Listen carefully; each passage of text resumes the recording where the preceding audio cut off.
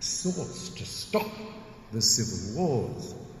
If you take Syria as an example, I remember, think back to 2011, a few hundred peaceful protesters in the streets of Damascus. A few dozen were shot and killed by Assad's security forces. There were bigger protests carrying the poignant banner. I have photographs of it in my room. Assad to The Hague.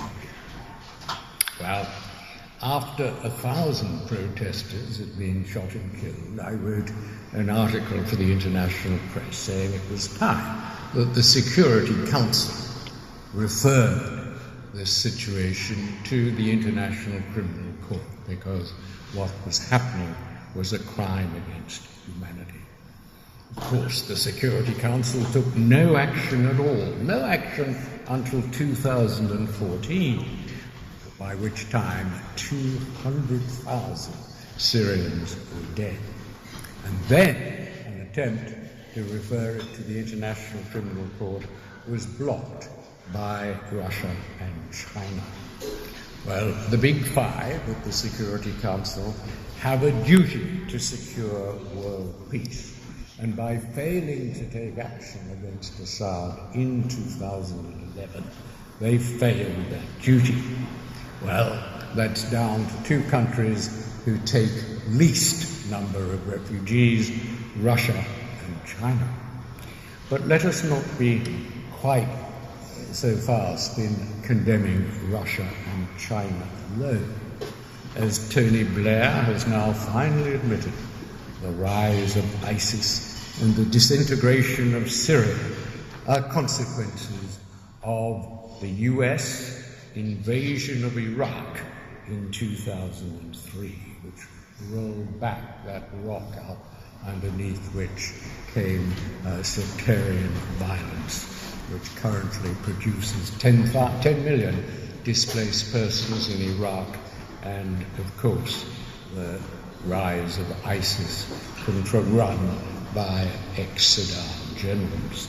Today, and it's fascinating, isn't it, because the leader of that disastrous, unlawful attack on Iraq was Republican president.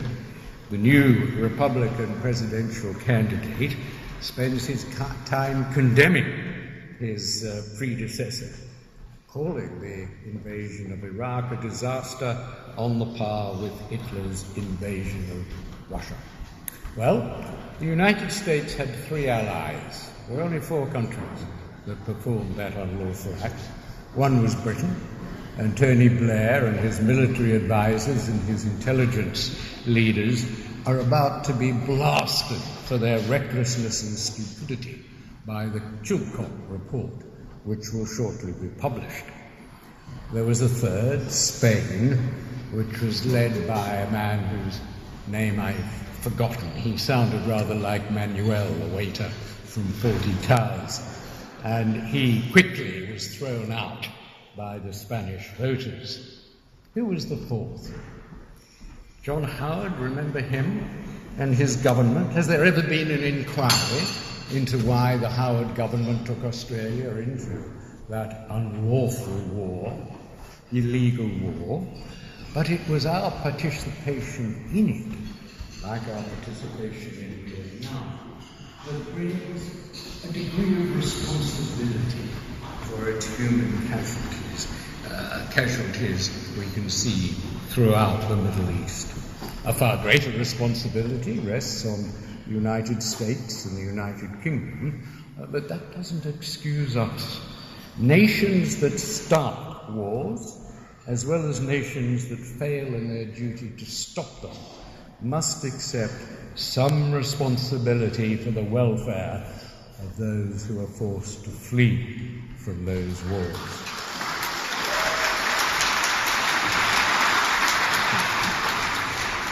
I don't want to be too idealistic about the duty of the Security Council. It has a very vague principle, the responsibility to protect, which requires the Security Council to take action to stop wars that produce a refugee exodus. But the Security Council cannot take any action that will be vetoed by one of its big five powers, usually vetoed by China, often by Russia.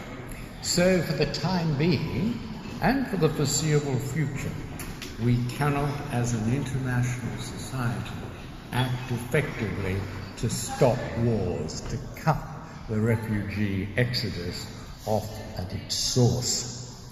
That failure, as I say, entails a responsibility to those refugees. How are we going to solve 20 million of them? Firstly, it will take money and a lot of it, a vast amount of it.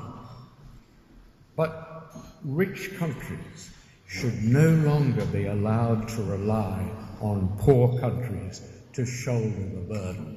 As Europe relied on Greece, we rely on Lebanon and Jordan and Turkey.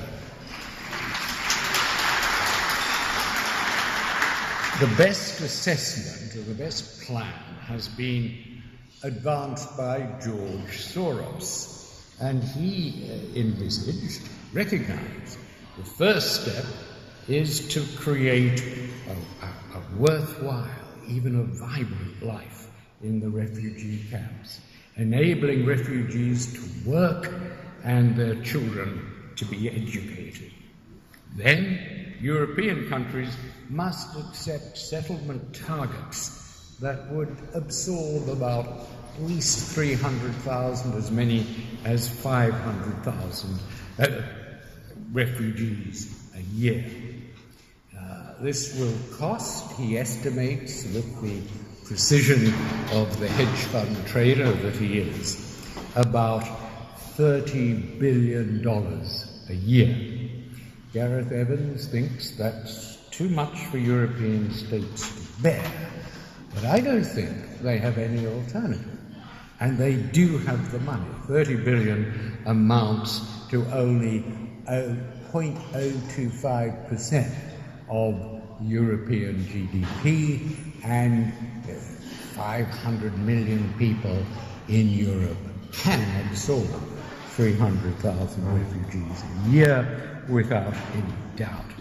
And it really offers the only way of dealing with a problem that has come to pollute their politics and fracture their society.